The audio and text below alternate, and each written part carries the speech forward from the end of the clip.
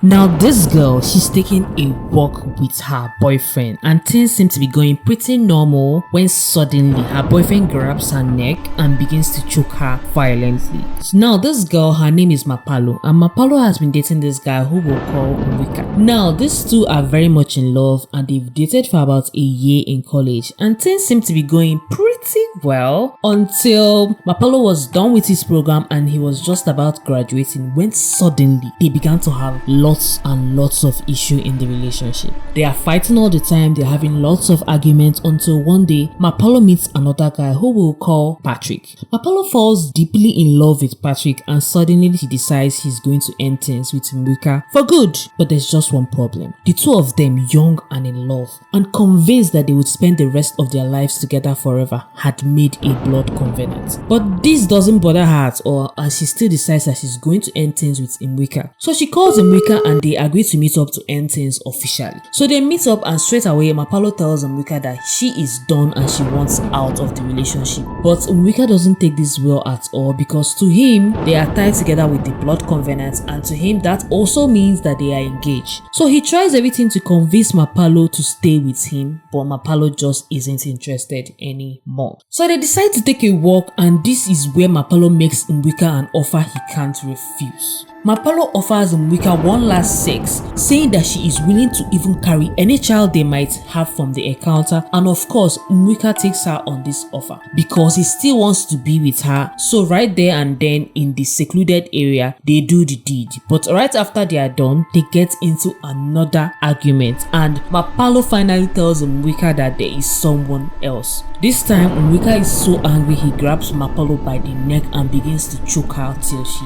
dies. Then Mwika leaves her body right there in the bush and goes home. When he gets home, he picks up his phone and he calls a friend, whom he confesses everything he has done before he proceeds to kill himself. This is what Mapalo and Mwika really look like in real life, and all this happened in Zimbabwe in 2020.